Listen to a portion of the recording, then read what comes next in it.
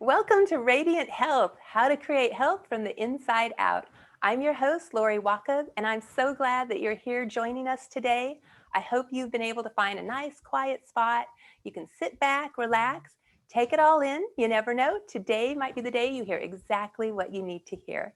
And I'm so excited to introduce you to my guest, VeronicaKirin. Veronica is an anthropologist, author, and serial entrepreneur who works with business leaders to scale their impact and income while managing imposter syndrome. She is also the author of the award-winning book, Stories of Elders, and creator of the Stories of COVID research, which documents the pandemic in real time. She has been featured on BEQ's 40 LGBTQ Leaders Under 40, presented her research on the TEDx stage, and was recently recognized by Forbes as a Next 1000 honoree. Veronica, I am so excited to have you here. Thank you so much for joining us. I'm excited too, Lori. Thank you so much for having me. Well, I always like to start with the foundation of what does radiant health mean to you? Yeah, so I actually really love the title of this telesummit, that Radiant Health from the Inside Out, that it's not just Radiant Health where it's like, yeah, my skin looks great, or, my stomach feels really good because I'm eating all the right things. It's also a mindset. It's about how we take care of ourselves, how we sleep, how we relate to other people. It's this whole package. And so I really agree with your title, and I really set that forth every day in my own work as well. Thank you. Yes, I feel exactly the same way. Like, I definitely believe it starts on the inside, and it starts with the mindset. And so, how would you say that radiant health has been the key to your success? Well, I had a burnout moment, which was when I wasn't having radiant health. So my original career was in the disaster relief sector, and unfortunately, that led to post-traumatic stress injury. So I had to leave the work that I thought I was meant to be doing for my life, which is catastrophic in itself. But I started my business, and things were going really well. But unfortunately, my brain now processes stress in a different way. And if I'm not really careful with stress, I can hit crash moments. And I did in 2015 when I was writing my first book. I was balancing my business and a book, and I had a startup going at the same time. It was just way, way, way too much. Yeah. And so it actually took me not having a radiant health mindset, not really taking care of myself very well, to realize how important radiant health is in everything that I do. And so today I'm very, very keen on work-life balance and self-care for both myself and my clients. And I know that's the foundation. Radiant health of the care of my inside first is then what leads to radiant health for the outside, for the outer world. Oh yeah, that makes sense. And so, like you said, it took you to almost hit that place where you felt unhealthy. I have done that too, and that's where I start realizing, oh my goodness, I need to start taking care of myself. And I've hit that, Yeah. quite a few times, to be honest with you. And I think I finally hit it where, okay, I'm serious. Like, I'm really going to start taking care of myself, and is part of why Yeah. felt compelled to do this summit, because I know there's so many of us out there who are doing our best, and maybe we have put too many things on our plate, and just overworked, overtired. So how can you share with us, how do you practice this radiant health? What do you do during your daily practice? Yeah. So I'm very cognizant of being versus doing energy. So as an entrepreneur, I'm naturally doing a lot all the time. Um, I found that I need to have a certain of being in order to balance that out. So if you talk about kind of like sustainable energy practices, what's sustainable energy out in the world? That means that it's renewable. We don't burn it out. We don't take it all away. And so I recommend that people listening here really think about what gives them energy, what makes them feel good. And a lot of times it's the simple stuff like eating, sleeping, showering, exercising. It may not be like the most fun or the most sexy. Like, no one is on YouTube saying like, I'm a influencer and I got 8 hours of sleep tonight. That's exciting. Like, That's so true. That's so most true. influencers are saying like, I'm sleep hacking and here's how I'm doing it. Right. But the truth is the stuff that like is the most basic is usually what is the most baseline fuel for then the energy that we're exerting in the rest of our lives. So I'm really careful about being versus doing energy within my life. And then of course for my clients as well. Oh, I agree. That's so important. And I'm still learning that. I am very much of a doer, Mm. doer, doer, doer, doer. And it is really hard for Yeah. me to slow down and get into that being energy. It's And hard, I think, for all of us because it's easy to be in doing energy because we see results right away. So we feel very accomplished. It feels good. I think it's a lifelong practice. that's a good point because I definitely every day I have to set that intention that I'm going to be in a state of being today. And if I don't set that intention, which to be honest with you, I don't remember to very often. I just get up and I go. and I forget. Yeah. I know that's the worst thing, right? Because I know, we've talked before about before you start your day, it's nice to get, to like maybe journal or, meditate, say prayers, whatever that is that kind of sets that foundation for you for the day. Mm-hmm. And Yeah, exactly. So I drink a tonic that stove, the digestion juices going. As you said, journal, yoga. I try. Sometimes I miss it. Meditation. There's like things that we struggle with because they are so polar opposite to the work that we tend to do out in the world. But that's why they're so important. I agree. And you were talking about mindset a little bit earlier, and I know that you work with your clients about imposter syndrome. Do you mind sharing with us like a little explanation about what is imposter syndrome? Because I know I deal with it, and and I'm sure so many people do. I imagine Yeah. a lot of people do. Yeah, I still do. I've been an entrepreneur for a decade and I still have imposter syndrome moments. I'm about Really? to start pitching agents for my new book, and that has me in imposter syndrome just because it's a big up level. And so what imposter syndrome really is where we're going through an identity shift, often with an up level. So often with something that is big and it's new, and we certainly want it.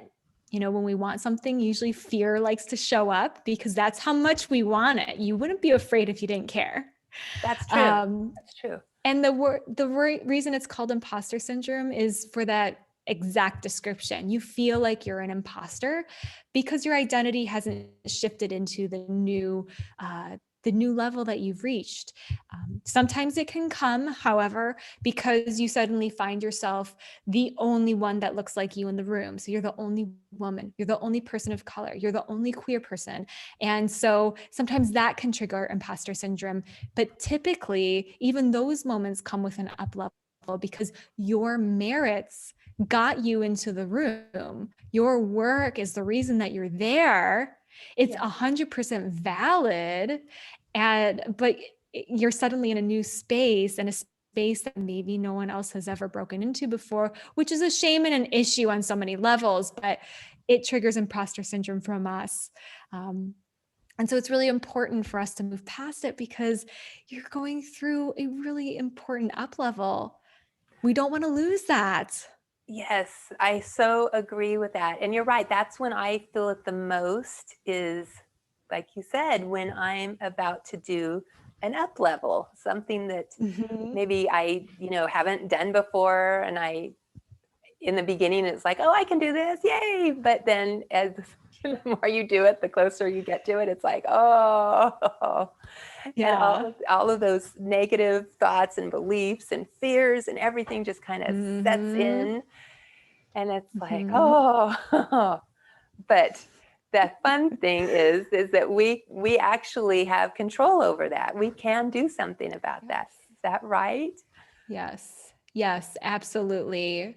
So, the first thing that I really want people to remember if you're dealing with imposter syndrome or you ever have dealt with imposter syndrome before is that you've done something to get here.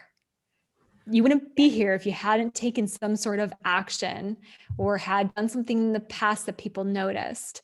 So try to focus on that. Like, what led to this moment for you?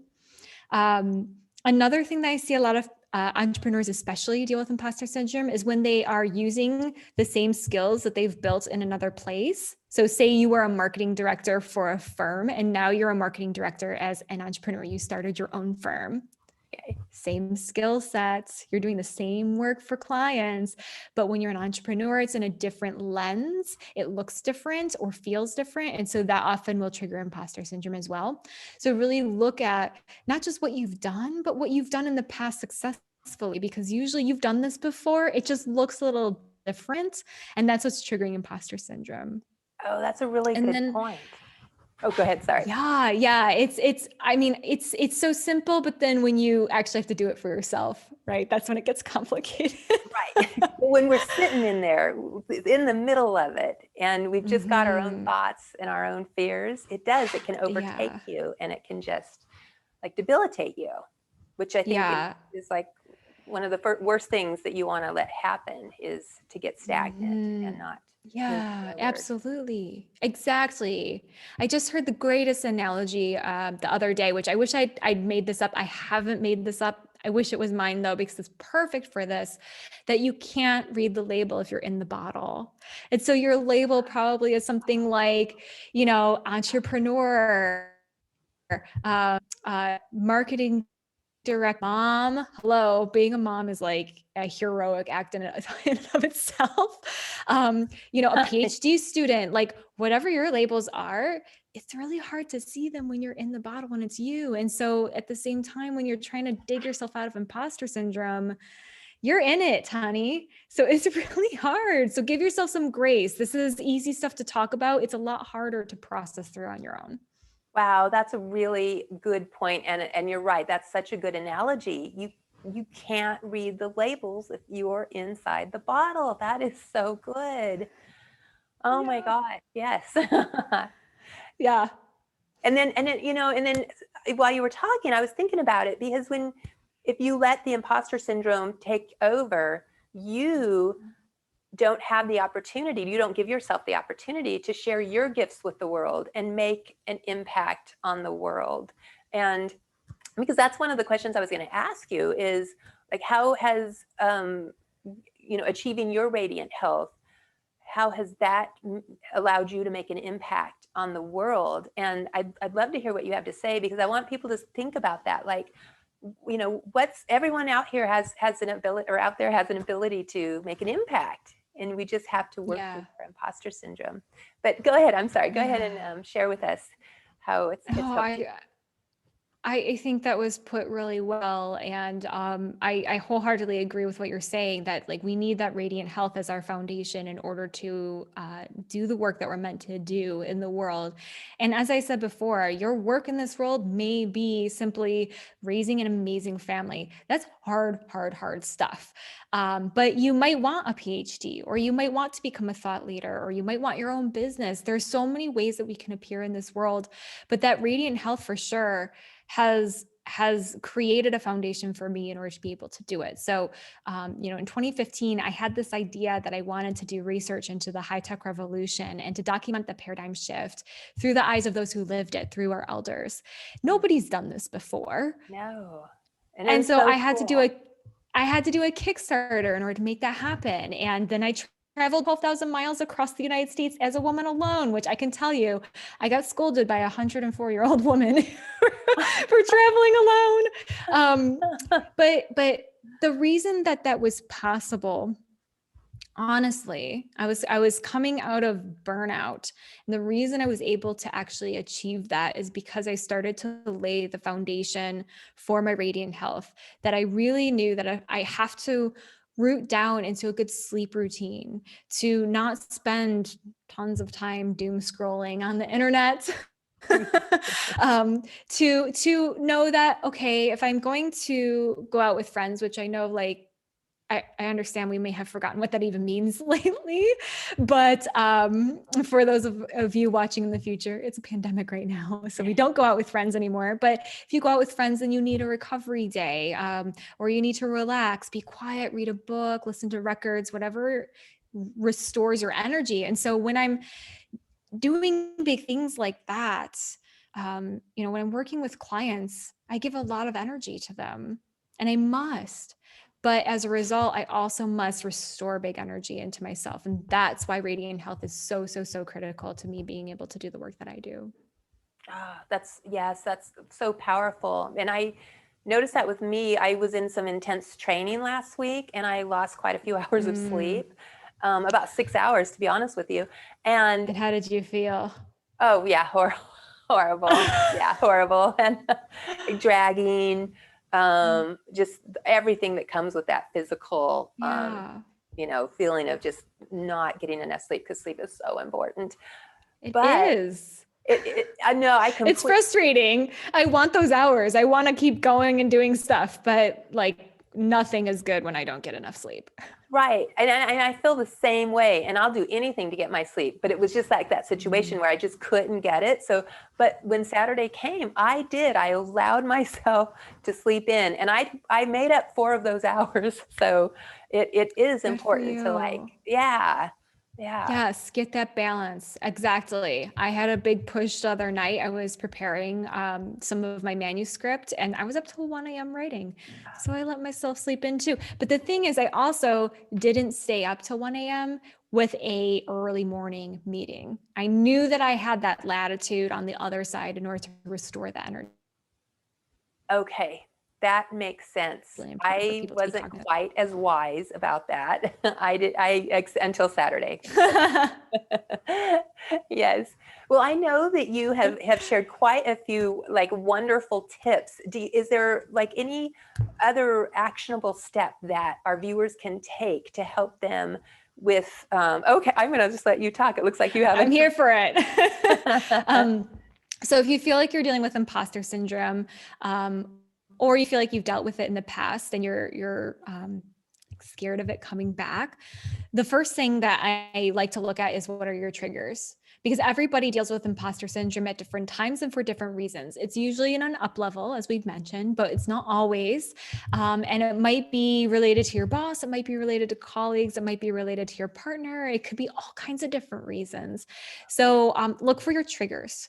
Try to get to know what your triggers are, because if you can see imposter syndrome coming, you can get ahead of it and you can be more cognizant with it and more gentle on yourself rather than being reactive to it, which we know is never good. That's such a good point, because if we can get ahead of it, then we have control. We have control over it. Mm-hmm. That's Exactly. And then I also love to look at, what are the 2 voices that are coming out? So the 2 voices that most people have in their heads are either the child or the bully. So you either have an inner child who's trying to protect you and saying, I can't do this. I'm scared. I don't know. Maybe it's safer to like stay over there. We know that that's good and we can do that. It's usually like a very kind of like whiny feeling, and usually comes with a lot of fear.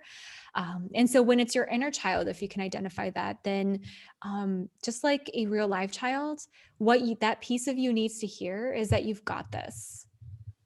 okay. And that's why I just ask you to say to yourself, you've got this. I've got this. I've got this. I've got this. Mm-hmm. I love But that.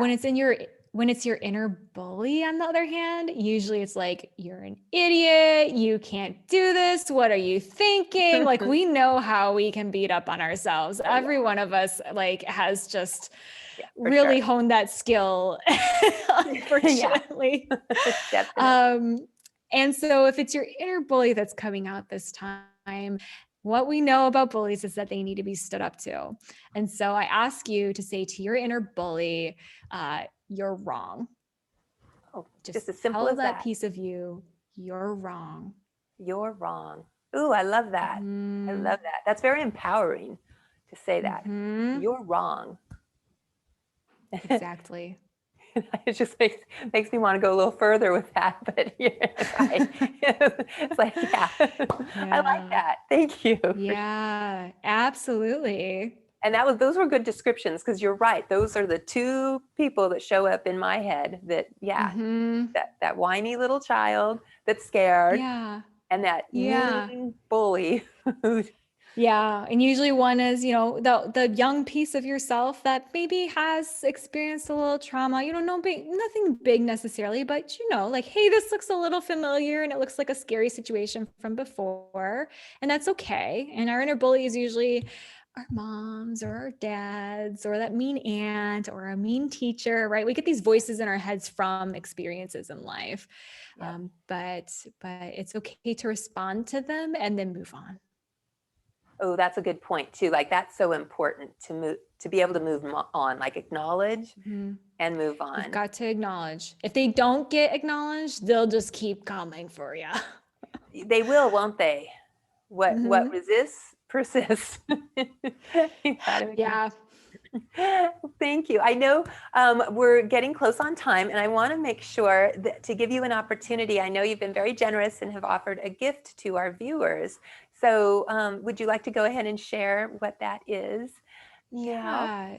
Yeah. So I would love to just invite anyone who's struggling with imposter syndrome to an intro call with me. We can do 15 minutes together and just jam on what's going on. And let's get you some clarity. Let's get some custom words to say to your inner child or inner bully. But if you feel like this is actually something that's been appearing for you and maybe even plaguing you a little bit, I don't want you to have to keep dealing with it. I want you to be able to be who you are meant to be and move past it. And so I talked with Lori before to make sure this was okay.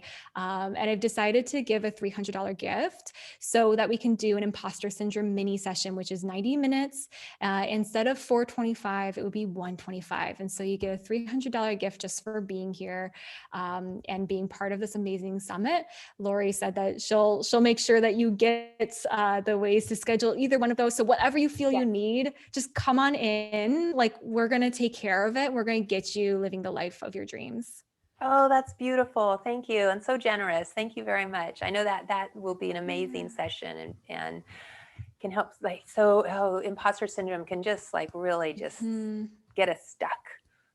Yeah, I've just seen such an amazing transformation through these little sessions. It's awesome. Thank you for sharing that. Really appreciate it. Yeah. And before we go, is there anything else that you would like to share? Maybe something I've forgotten? Hmm. I do think that Radiant Health is the key foundation, and especially with imposter syndrome, because you're going to be better equipped, you're going to have better energy, and you're going to be more likely to be able to stand up to that bully and to deal with your inner child and take care of him or her. So yes, I think just everyone needs to watch this entire telesummit and really work to get Radiant Health as a foundation for the rest of their lives. Thank you. And thank you so Mm. much, Veronica, for joining us today. It was so good to have you here. And Thank you. oh, it was my pleasure. And I want to thank all of our viewers for joining us. And I look forward to seeing you back with us tomorrow. Bye, everyone.